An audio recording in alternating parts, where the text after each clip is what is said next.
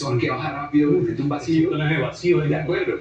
Y los pacientes a veces no saben cómo manifestarlo. Me da algo aquí, me da algo acá. Hay un vacío, hay una angustia, algunas de ellas viven emociones como de déjà vu. Yo como que he vivido esta experiencia. Como que me da una angustia que yo no sé de dónde y por qué, me surgió ahorita. Y después de eso puede progresar a desconexión con el medio o finalmente a la manifestación motora. ¿Qué queremos decir con manifestación motora? Sacudidas, contracciones, o me pongo rígido o me sacudo, que es lo que finalmente termina asustando más tanto al paciente como a su familia y al entorno de las personas que se relacionan con él. ¿Qué hacer entonces, Dani? Me decías, mantener la calma. En el mundo entero se ha estudiado este fenómeno y dura alrededor de 2 minutos, máximo 3. O sea que se autolimitan. Son cortitas. El tiempo es corto realmente. Tienden a autolimitarse, más es un poco la angustia que genera. Segundo, proteger al paciente. Tomar su cabeza, colocarlo en un lugar seguro y proteger que no vaya a tener algún tipo de lesión producto de las sacudidas. Tercero, no contener sus movimientos bruscos si está haciendo alguno de estos. ¿Por qué? Porque terminan lesionados. Entonces, al contenerlo, finalmente terminamos haciendo luxaciones de hombro, fracturas, porque las contracciones son fuertes. Claro. Cuarto, no introducir nada a la boca. ¿Sí? A veces hay gente que dice, no, pero se muere la lengua, coloquemos un palito, un dedo, un trapito. Ya hay dedos amputados. Y algunas de las complicaciones en las crisis realmente están más dadas por estas actividades que se realizan, que a veces pues son producto del azar. Incluso veíamos hace poco en una noticia muy viral que un señor en medio de una crisis epiléptica se tragó su caja de dientes y la tenía incrustada y estaba de cirugía y todo, que me parecía terrible porque claro, es tan fuerte el movimiento, sí, claro que lo puede desencadenar a otra afectación paralela a la crisis epiléptica. Usted nos habla de las experiencias que viven los pacientes, Doc, y hablando precisamente de esas experiencias alineadas a la epilepsia nos acompaña Fanny. Fanny, gracias por acompañarnos, por estar aquí. Cuéntanos un poquito de tu historia con la epilepsia. ¿Cómo fue el desarrollo de esta condición? La causa fue una caída del segundo piso del balcón de mi casa a los 15 años. Joven. ¿Cuántos años tienes? 32. Fanny, y después de la caída, ¿comenzaste a manifestar síntomas de esta afección neurológica? Sí. ¿Qué síntomas comenzaste a experimentar? Recuerdo que estaba en el colegio y me caí, perdí el conocimiento, me llevaron a la clínica y cuando volví ya estaba en la clínica. ¿A cuánto tiempo empiezas a experimentar todos estos síntomas? A lo primero no me daba síntomas, solo me daban las convulsiones durísimo, pero síntomas no me daban. Después que empecé 3 años a tomar medicamento, porque paré casi 3 años sin tomar medicina, ahí sí empezaron a darme los síntomas, antes de darme las convulsiones que me generalizaba todo el cuerpo. Como las auras, el miedo, ansiedad, cosas así antes de darme la convulsión. Justamente lo que nos explicaba ahora el doctor. Esto me llama mucho la atención, Doc, porque está el factor genético, pero también están los traumas, ¿no? En el caso de Fanny es precisamente por una caída como se desarrolla la epilepsia. ¿Qué tan común es esto? ¿Pasa más por caídas o por temas hereditarios y genéticos? Manuela, es un tema muy importante porque las causas más frecuentes de esta epilepsia del lóbulo temporal, que también es la más frecuente, son fiebre con convulsión en la infancia, infecciones en la infancia y traumas en la infancia o adolescencia, que tienen un periodo de latencia o luna de miel, como lo llamamos, que es esto que después de ese evento puede que no volvieran a asistir crisis hasta un periodo, más o menos en la segunda década o tercera década, aparecen nuevamente las crisis. Es como la historia natural de este tipo de patología o enfermedad o condición que es la epilepsia del lóbulo temporal. Y quiero remitirme a un término que utiliza Fanny, porque ya Fanny es conocedora amplia y probablemente nos daría muchas clases de esto en realidad. Ella habla de síntomas, entonces ella dice, no me daban signos. Los síntomas es porque solamente referimos a síntomas a lo que siente el paciente y los signos a lo que el resto podemos ver. Entonces, cuando hablamos de convulsiones, hacemos alusión a las manifestaciones ya corporales, contracciones, sacudidas, que no todos tienen. Y hay algunos que solamente tienen síntomas y dicen, yo veo colores, cuando la epilepsia viene del lóbulo occipital, o siento hormigueo, cosquillas en este brazo y me quema. Tenemos una paciente que veía dedos, una adolescente. Parecían unos deditos, se le movían, se desaparecían y luego venían unos síntomas como de quemón. Entonces ahí es donde yo les digo que el espectro de manifestaciones clínicas puede ser muy amplio y algunos de esos pacientes terminan siendo vistos por el psiquiatra antes que por el neurólogo. Doctor Clavijo, Valentina Novoa está viendo Tardes del Sol, nos felicita por el tema y pregunta respecto de los síntomas y respecto de qué hacer en una crisis, que era lo que usted explicaba anteriormente. ¿Cómo podemos, digamos, dejar al paciente? ¿En qué lugar es recomendable dejar el paciente y en qué posición? Pregunta ella. Muy importante, Valentina. Algunos pacientes nos avisan y finalmente podemos tenerlo sentado, ¿sí? Si es que no hace movimientos tan bruscos. Si ya sabemos que son crisis muy bruscas y ya lo vemos teniendo el movimiento, es tratar de buscar una superficie suave, si existe en nuestro alrededor. Si no, es tratar de buscar cómo hacer propicio una superficie sólida. Buscar una almohada, buscar un maletín, lo que sea. Es muy importante y es verificar que en su cavidad oral no exista algo que pueda tragarse. En este caso, las órtesis o todo lo que son dispositivos orales, cajas de dientes, es preferible retirarlas si es posible.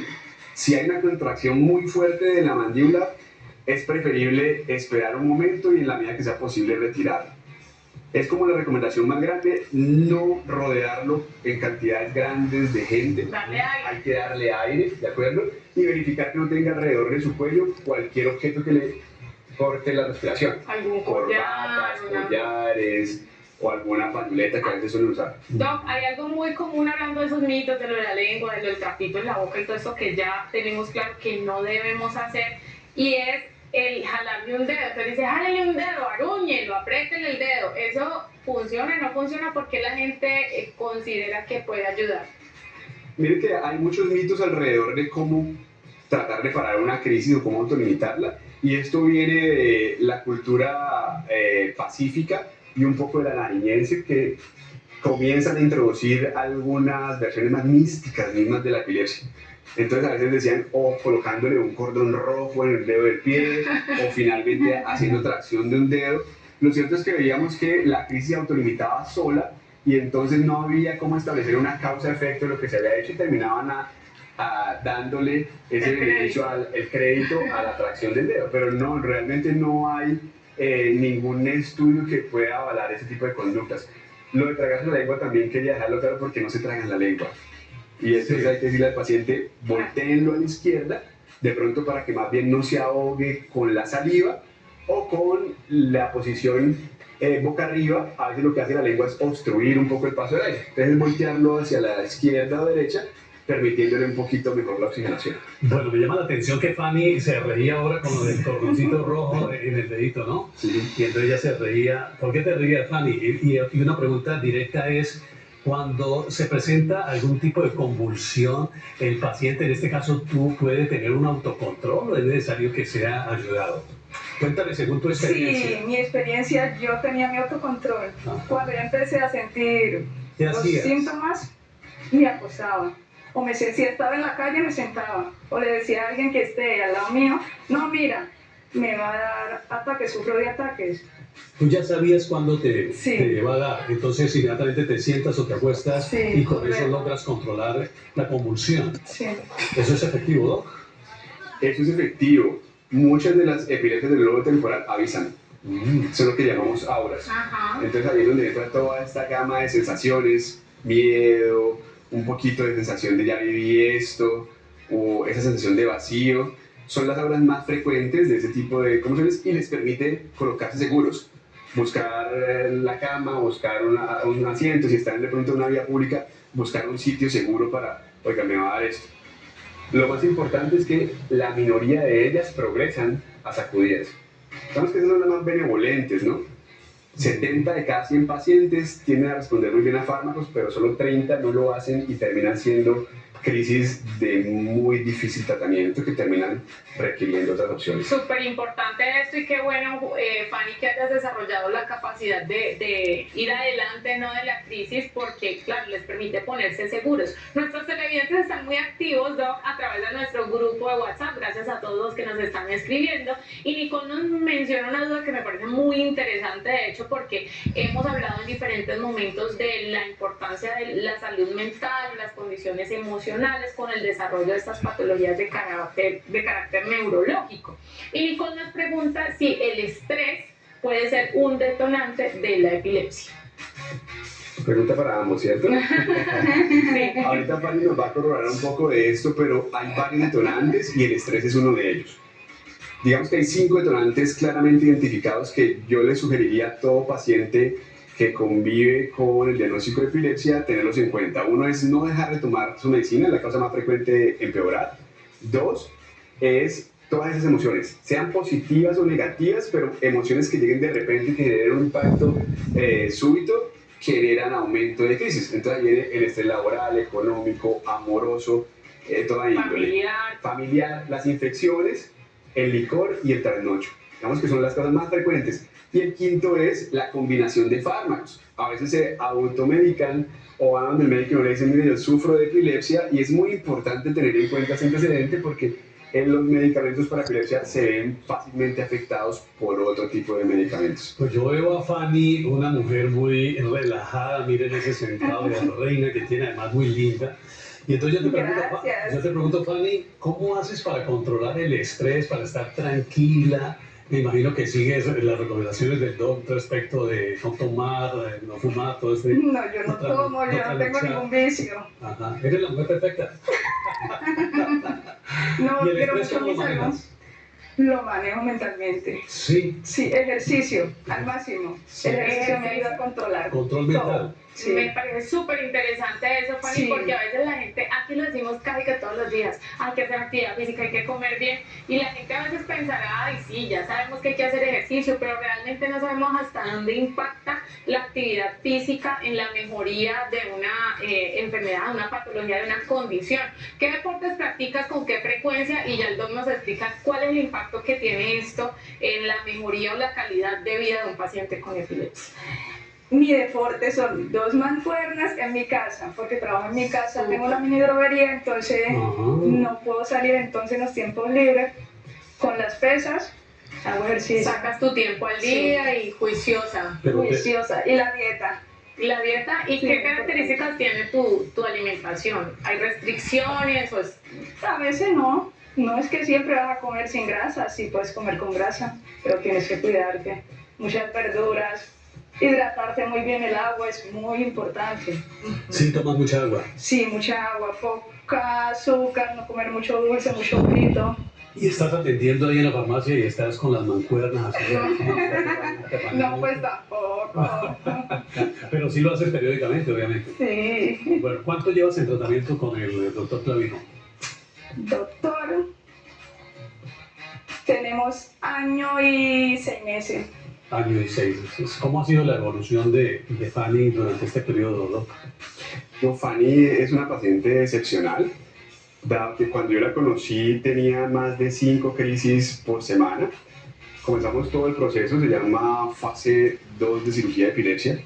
Ella tenía el tope de medicamentos que son 2 a dosis máxima, y avanzamos. Ella siempre tuvo una muy buena disposición hasta lograr llevarla a hacer cirugía de epilepsia. Cada paciente tiene unas condiciones muy individuales y con ella pudimos lograr hacerlo, hacer la resección de ese pequeño pedacito de cerebro que generaba las descargas.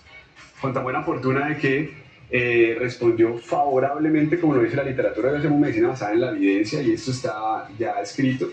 Las epilepsias del lobo temporal, 70-85% de ellas, después de la cirugía, cuando son candidatos que no responden al fármaco, van a estar libres de crisis. Es lo que ha pasado con Fanny. Fanny ya está sin medicación, ¿no? Y sin crisis. Sí, ya no tomo más medicamentos. ¡Qué bueno! Me alegra mucho. Y ahí va, Doc, también el tema de la estigmatización que alrededor de esta condición, ¿no? Mucha gente piensa que no pueden desarrollar sus actividades, que esto los limita de cierta manera, ya sea para estudiar, para trabajar, para las actividades cotidianas. Entonces hablemos un poquito de hasta dónde, qué cuidados hay que tener, porque claramente es una condición que está presente y que merece una atención. pero hay que desmitificar que las personas con epilepsia pues puedan desarrollar sus actividades, pero además hay cosas que los ayudan a avanzar, como los tratamientos que nos están mencionando. Correcto, Dani. Esta propuesta nace casi que una década, 2 décadas atrás con la Liga Internacional contra la Epilepsia y se viene haciendo la propuesta de sensibilizar no solamente a los, digamos que a los participantes en salud, todo lo que es gremio médico y demás terapeutas, sino también a la comunidad, ¿sí? La epilepsia no define a nuestros pacientes, pero en cómo la sociedad lo veamos, eso sí hace diferencia. Entonces ustedes mencionaban cosas muy importantes. El ejercicio, entonces los papás de los pacientes de epilepsia no lo quieren dejar hacer absolutamente nada. No haga esto, no haga lo otro. Déjelo quietico que se me puede accidentar. Hoy hay evidencia de que el ejercicio sin duda alguna sigue siendo una piedra angular de la salud del individuo. En cualquier patología, esta no es la excepción. Y pareciera ser que los estudios de calidad de vida en pacientes con epilepsia mejoran sustancialmente cuando hacen actividad física, se incorporan a una actividad académica, hacen alguna actividad laboral, los hace sentir empoderados, con autoestima, eficaces. La dieta es un complementario absoluto del bienestar. Hoy por hoy, digámoslo, doctor Clavijo, hoy por hoy es necesaria la cirugía o qué porcentaje de pacientes logra controlar las crisis mediante la medicación solamente. Esa pregunta es muy importante porque a veces uno habla de cirugía y todo el mundo quiere cirugía. Sí. No, 70 de cada 100 pacientes van a estar controlados con medicina. Eso es mucho. Mucho. 70 de cada 100, el 70%. 70%. Entonces, si están... Es muy importante, hay que hacer una salvedad, y es que cada crisis hay que individualizarla. Los medicamentos se ajustan a si es mujer, si planifica, si está lactando, si tiene otra comorbilidad como diabetes, hipertensión. Cada paciente debería tener un tratamiento individualizado y no hacer lo que a veces pasa en consultas: doctor, pero de la esquina le da bien con un levetiracetam, ¿por qué no me envía ese? Entonces deberían estar en un grupo multidisciplinario que los apoye desde la familia, del cuidador, que tenga un ambiente saludable. Y solo el 30%, o sea, 30 de cada 100 que no responden, deberían ser llevados a estudios de cirugía, y de este 30%, más o menos un 16, un 20 terminan siendo candidatos efectivos a cirugía. Hay algo importante, Doc, y es que las convulsiones pues son una manifestación, pero uno podría convulsionar por otra cosa, ¿cierto? No necesariamente una persona que convulsiona está sufriendo de epilepsia o tiene una crisis epiléptica. Y te lo digo porque tenemos varios mensajes que aquí están apareciendo en pantalla, uno dirigido a ti precisamente, que es de un televidente que nos manifestó. Dice: hola, buenas tardes. Bueno, este es el de Sandra. Hola, buenas tardes del Sol. Mi nombre es Sandra. Buena energía para ti, Sandra. Yo quiero preguntar, en el caso mío, ahora en abril cumplo un año que empecé con epilepsia y yo tengo 40 años. Y yo, que sepa, nunca he sufrido de eso. O sea, se puede llegar a diagnosticar la epilepsia a los 40, no necesariamente tiene que empezar desde temprana edad, ¿verdad? Ahorita nos explicas eso, Doc. Y el otro mensaje era de un televidente que nos decía: yo tuve un desmayo, tuve una convulsión, me llevaron al médico y me dijeron que yo era un paciente epiléptico. Y el doctor Clavijo, después de unas revisiones, dijo que no, que yo había tenido un choque por estrés, pero que no era un paciente epiléptico. Hablemos un poco de esos diagnósticos que a veces pueden ser confundidos, equivocados, no aparte de los médicos, sino más de los pacientes, ¿no? Mire que ahorita ese tema es muy bonito. Este fin de semana nos reunimos en el Golfo de Morrosquillo con un grupo incluso de colegas internacionales, gente muy top que viene haciendo educación. Y pienso que la educación es necesaria en los ámbitos de la medicina, especialmente en aquellos médicos que se ven enfrentados en primera instancia a los pacientes, médicos de urgencia, médicos internistas, pediatras. Si ustedes ven, en nuestros pensum de médicos generales tenemos alrededor de un 1 a un 4% de entrenamiento en neurología. Y más o menos, cuando ya hacemos neurología, alrededor de un 15 a un 20% de nuestro entrenamiento es en crisis epilépticas. Entonces andamos en eso, en tratar de expandir la parte de educación para asistencia primaria.